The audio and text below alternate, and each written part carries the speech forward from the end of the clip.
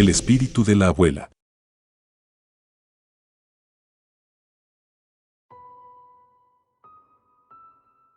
Aquella neblinosa mañana, algo llamó la atención de mi hijo de 4 años mientras cruzábamos por el frente del cementerio. Comenzó a señalar adentro, diciendo palabras que me hacían estremecerme. «Mira, mamá, allí está la abuelita Encarnación». «¿Y por qué está llorando? ¿Ya ella regresó del cielo?».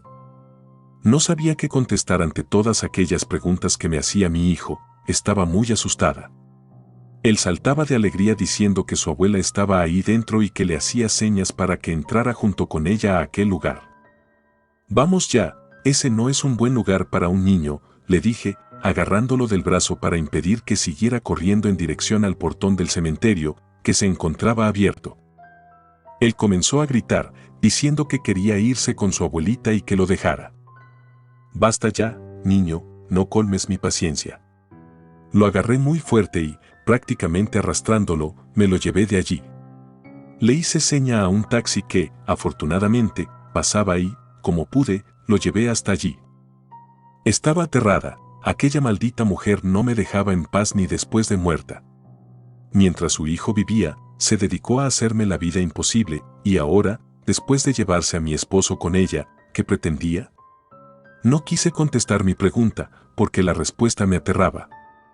Fue necesario obligar a Jairo a entrar en el taxi porque se negaba a hacerlo y se retorcía con una pataleta, para después, por fin, marcharnos de allí. La abuela de mi hijo había muerto hacía unos meses, de una manera un poco misteriosa, como misteriosa también fue su existencia misma. Poco después, falleció también Jacinto en un accidente de tránsito, cuando su auto cayó de aquel puente. Ella era sacerdotisa de una religión de dioses paganos. Su templo, ubicado en el sótano de la casa donde vivíamos los 4, estaba lleno de imágenes y símbolos que te ponían la piel de gallina. Entré allí solo una vez, pero lo que vi fue suficiente para no querer volver a hacerlo. En el centro se alzaba majestuosa la imagen del macho cabrío, y por todos los rincones se encontraban figuras demoníacas en miniatura, con ofrendas que los fieles de aquella religión tan macabra habían llevado. En las paredes, aquellos cuadros que mostraban imágenes de los principales príncipes del reino del mal se veían tan reales que, al mirarlas, te hacían sentir estupor. Cuando comencé con su hijo, ella no ocultó su enojo, decía que yo era muy poca cosa, una sin gracia, y que Jacinto podía aspirar a algo mejor. Por tanto, nuestras relaciones nunca fueron buenas, pero después de que Jairo naciera, comenzó a aceptarme y a tratarme mejor, al menos aparentemente. Decía que mi hijo sería su heredero, que le dejaría ese maldito don que tenía ella, para lidiar con demonios y servirles como esclava fiel. Por supuesto, yo siempre me negué a eso, también a participar en aquellos rituales satánicos, porque fui educada en la fe católica, pero ella insistía y me decía que si yo no accedía y cumplía sus designios, se encargaría personalmente de que perdiera a todos mis seres queridos y hasta alejaría a Jaime de mí para siempre. Confieso que cuando ella murió sentí alivio, ya no tendría que convivir con su energía negativa a mi alrededor, ni con su acoso todo el tiempo, ni con aquel sobresalto que sentía cuando la veía cerca de mi hijo. Pero las cosas no serían tan fáciles como yo pensaba. Murió su cuerpo, pero su espíritu seguiría errante para atormentarme la existencia y arrebatarme lo único bueno que me quedaba en esta vida, mi pequeño hijo Jairo.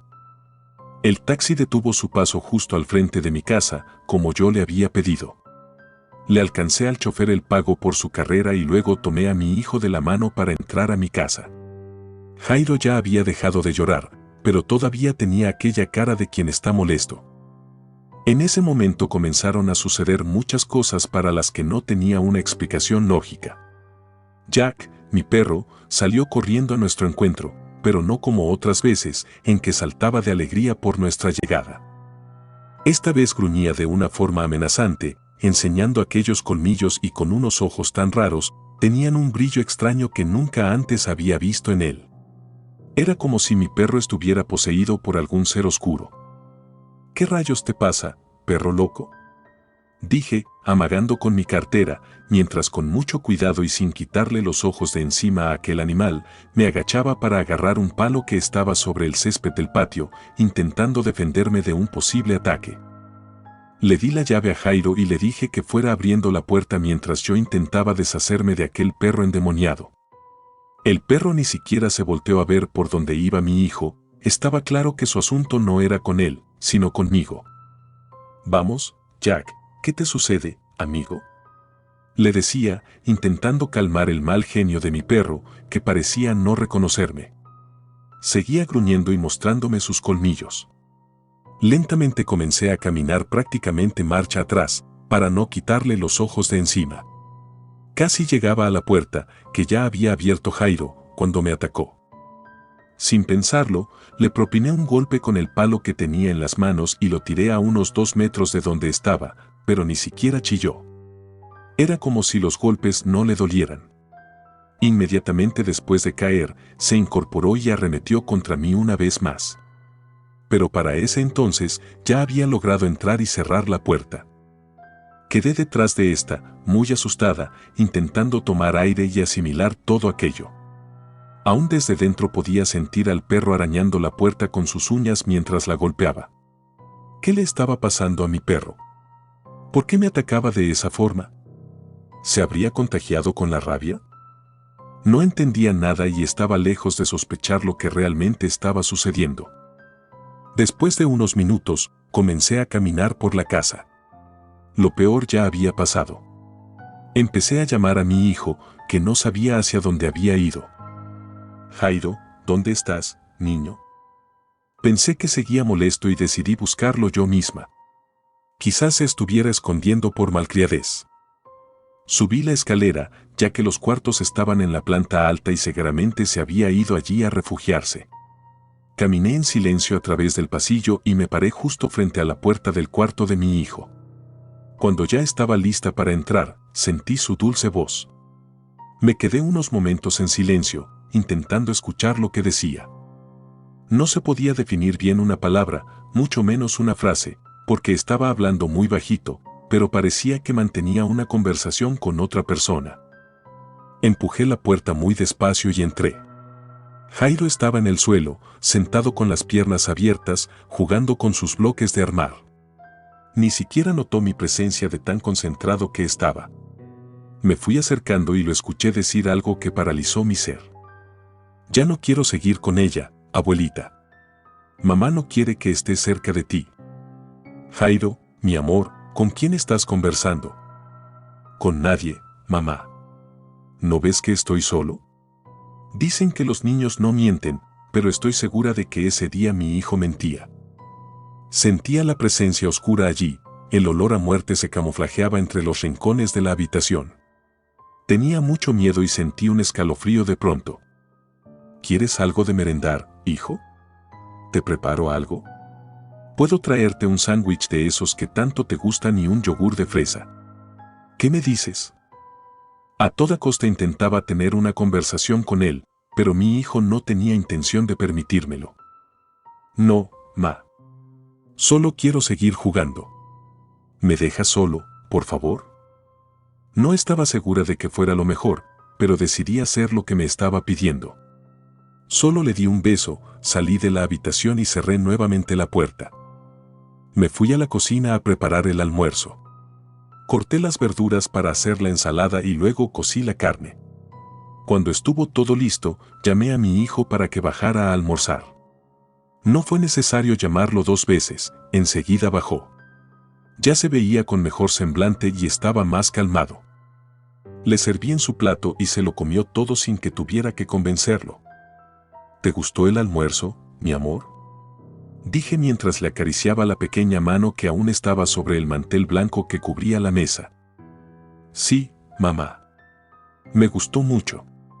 Ahora me voy otra vez a mi cuarto para seguir jugando». Jairo se puso de pie y comenzó a caminar en dirección a la escalera. Yo, a toda costa, seguía intentando entablar una conversación con él. Estaba segura de que no todo estaba bien y de que había algo que no me quería decir.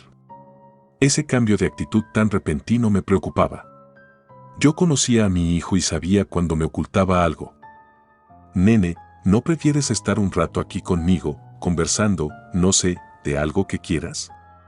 Pero él insistió en que quería estar en su cuarto jugando. Después de recoger la mesa, me fui a la cocina para fregar todos los trastos.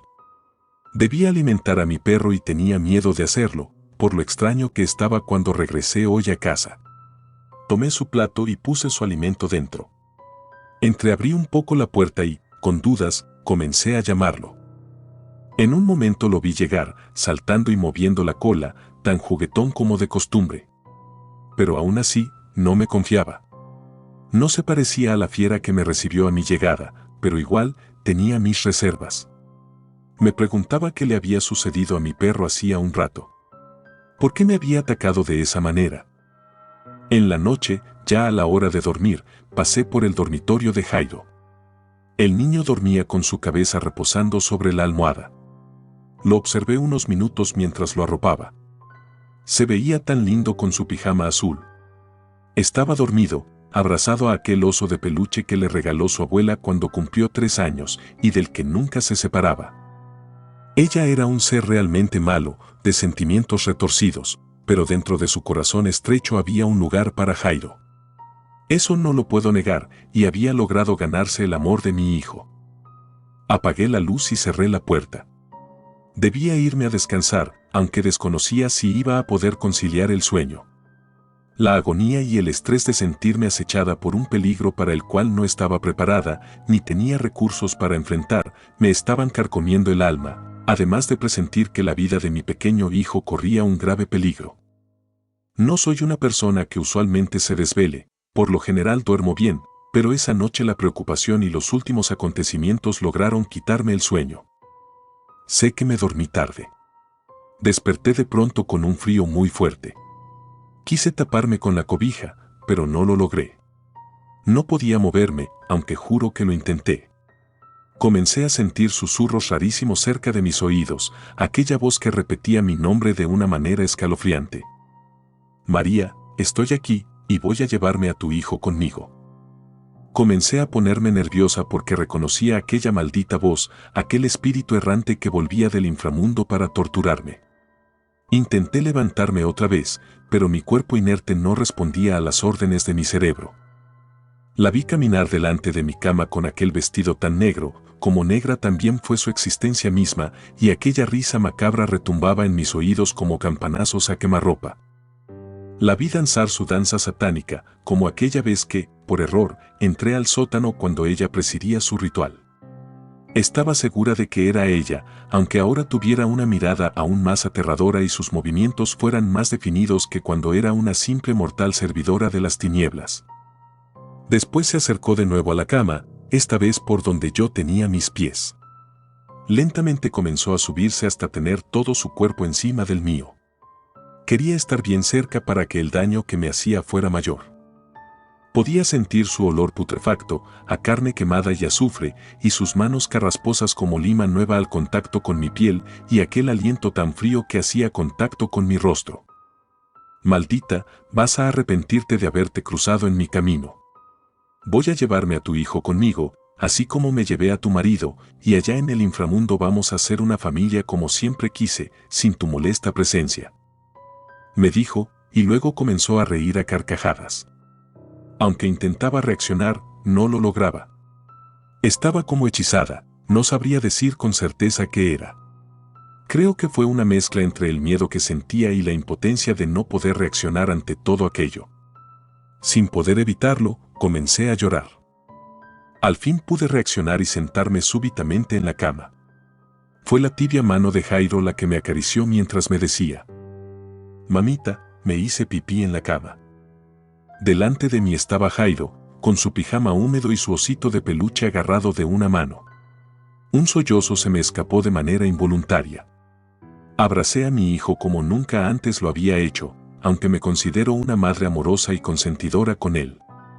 Amaba a mi hijo más que a todo en mi vida, y el solo hecho de perderlo me volvía loca. Las lágrimas salían de mis ojos sin que pudiera evitarlo, y los sollozos me dejaban sin aliento. Jairo me miraba sin decir una palabra, hasta que, después de unos minutos, secó mis lágrimas con sus pequeñas manos, mientras me decía aquellas palabras: «Mamita, ya no llores, yo te prometo que nunca más volveré a hacerme pipí en la cama».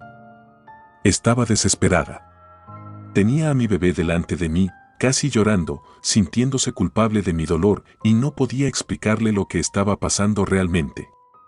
Además, sentía una impotencia enorme al saberlo en peligro y no saber qué hacer. Entonces, decidí visitar a una curandera que vivía en mi pueblo. Era conocida por el apodo de Lola la Milagrosa. Descendiente de gitanos, tenía el don de comunicarse con los espíritus y hacía trabajos de hechicería para romper maldiciones y despegar a los muertos encarnados de los vivos. Nunca fui muy devota de ese tipo de religión, pero en mi situación actual fue la única salida que encontré. Fui a visitarla de la mano de Jairo. Ella me mandó a entrar y a tomar asiento en aquella silla que estaba junto a la mesa de consulta, delante de los altares. Pero el niño tiene que salir, me dijo. No te preocupes, aquí los muertos no entran a menos que yo los convoque. Sé que tienes miedo, y tienes motivo para sentirlo, pero yo voy a ayudarte. Lisa. Llamó, y la joven de la trenza larga entró abriendo con sus manos la cortina roja. Cuida al niño. Por favor, muchacha, no lo pierdas de vista, le dije suplicante. No te preocupes, mujer, te digo que aquí está seguro. La joven salió llevándose a Jairo consigo. No quería separarme de él, creía que en ningún lugar estaría seguro, solo en mis brazos. La santera, con un gesto, me indicó otra vez que me sentara y lo hice. Ella tomó el pozuelo con los caracoles y el vaso de cristal con agua, los puso sobre la mesa y luego se sentó. Se mojó las manos con el agua y las pasó por mi cara y mis cabellos, luego derramó los caracoles sobre la mesa y comenzó a decirme todo aquello. Ese espíritu que te acosa quiere llevarse a tu hijo. Es un alma errante que está aún libre solo porque el rey de las tinieblas quiere que busque almas inocentes para su reinado. El padre del niño también fue su víctima, ella lo mató y ahora quiere arrebatarte a tu hijo también. Todo lo que decía aquella mujer ya lo conocía, o mejor dicho, lo imaginaba, pero escucharlo de sus labios era una puñalada en mi corazón y aumentaba aún más mi desesperación. ¿Qué iba a hacer para proteger a mi pequeño? Comencé a llorar cuando me dijo que ella no tenía tanta fuerza espiritual como para enfrentar a un guerrero del infierno. ¿Pero entonces qué hago?, pregunté, desesperada. Ella me dijo que me tranquilizara, que sola no podía, pero que convocaría a todos sus hermanos de religión para que entre todos expulsaran a aquel espíritu del mundo de los vivos. Mientras tanto, me recomendó salir del pueblo unos días hasta que estuviera listo el ritual de liberación. Entonces tuve la idea de ir a visitar a mi hermana. Ella tenía una finca a unas 2 horas del pueblo yendo en auto, y se lo dije. A la curandera le pareció bien el lugar porque casualmente muy cerca de allí era donde se reunían los miembros de su clan para sus reuniones y ritos. Incluso me dijo que conocía a mi hermana. Fui hasta mi casa, agarré una maleta y puse dentro todo lo que pudiera necesitar en los próximos días, luego tomé la carretera. En unas horas estaba entrando por el portón de la finca de Daisy, mi hermana mayor y el único pariente que me quedaba vivo. Los próximos días transcurrieron relativamente bien. No había tenido más visitas indeseables, comencé a descansar tranquila en las noches, y Jairo se veía calmado y no había vuelto a hacerse pipí en la cama mientras dormía. Era como si aquel demonio hubiera desistido de su objetivo o estuviera buscando que yo me confiara para dar el zarpazo final. No dejaba de vigilar a mi hijo, me había convertido en su sombra, estaba con él en todo momento. Sabía que estaba en el ojo del huracán, con una calma aparente hasta que comenzaran otra vez los vientos a arrasar con todo a su paso. Esa mañana amanecí inquieta pese a la aparente calma. Por fin, la curandera se había comunicado conmigo para informarme que ya todo estaba listo para el ritual de liberación y que ya estaban en camino a la finca de mi hermana. Colgué el auricular y, a grandes rasgos, le comenté a mi hermana, que estaba tirada sobre el sofá observando a Jaime jugar sentado sobre el suelo de la habitación. Ella, en voz baja, me dijo que no deberíamos hablar de aquel asunto delante del niño y me indicó que la siguiera a la cocina. Así lo hicimos. Por fin voy a liberarme de ella, esa maldita mujer que solo me ha provocado sufrimiento, dije mientras me sentaba en la silla. Mi hermana fue hasta la meseta por 2 tazas de café bien fuerte y caliente, como a ambas nos gustaba. Se sentó a mi lado y estuvimos un rato conversando. Hasta que, de momento, sentí una opresión en el pecho y una angustia solo comparable con la pérdida de un hijo. ¿Dónde está Jairo? Cálmate, María. El niño está en la sala jugando. ¿Lo olvidaste? Salí corriendo, tenía que comprobar que todo estaba bien con él, que seguía jugando tranquilo y que aquella desesperación que se había apoderado de mi ser de pronto no tenía que ver con él. Entré a la sala, los juguetes de mi niño estaban allí, todos regados por el piso, y el oso de peluche estaba muy cerca de la puerta, pero no había ni rastro del paradero de mi pequeño hijo. Jairo, oh. Comencé a gritar desesperada. Daisy corrió al escucharme. Yo estaba en puro nervio, llorando desesperada, porque sabía que la mano de aquel ser inmundo estaba detrás de la desaparición de mi bebé. Buscamos en el cuarto, en el baño y hasta en la parte trasera de la casa, pero en ninguna parte estaba. Entonces recordé el lago que estaba cerca de allí y sin dudar corrí hasta llegar a él. Jairo estaba dentro del agua, caminando hacia adentro. También vi la figura del fantasma de su abuela que desde adentro del agua le hacía señas para que siguiera caminando. Le grité y él detuvo su paso y se volteó a mirarme. «Detente, mi niño, por favor, no sigas. Mírame solo a mí, ya voy a buscarte». Comencé a adentrarme en el agua para lograr agarrar a mi hijo, que ya tenía el agua casi al pecho. «No, mamá. Mi abuelita vino por mí y ella quiere llevarme con ella a pasear. Después regreso contigo». Le dije que por favor no la escuchara, que me mirara a mí, mientras poco a poco me fui acercando a Jairo hasta lograr alcanzarlo y agarrarlo muy fuerte. Logré sacarlo del agua y empujarlo fuera. Ya afuera pude sentir la furia de aquel demonio que me atacó y me tiró sobre la arena. Podía sentir su ira descargarse sobre mi cuerpo. Hasta que comencé a escuchar aquellos cánticos y pude ver un grupo de personas a mi alrededor que, tomados de las manos, hacían un círculo con nosotros en el centro. Lola estaba allí también, y con sus rezos en una lengua que yo no conocía hizo que aquel engendro me soltara y comenzara a revolcarse sobre la tierra, dejando escapar chillidos aterradores, hasta desvanecerse en el aire. Por fin todo había terminado. Con aquel episodio dejaba atrás una parte oscura de mi vida.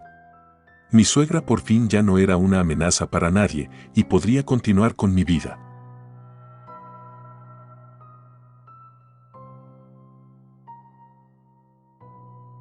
Gracias por tomarse el tiempo de escuchar nuestros relatos de terror, espero y haya sido de su agrado. Si te gustan los relatos de terror, apóyanos a darle like y compartiendo, o haciendo un comentario, ya que eso nos ayudaría a la mejora continua. Si aún no estás suscrito o suscrita, los invito a que lo hagan para que no se pierdan de los mejores relatos de terror de Lamentos de la Noche. Gracias por el apoyo y buena vibra. Relatos escritos y adaptados por Mara Rey.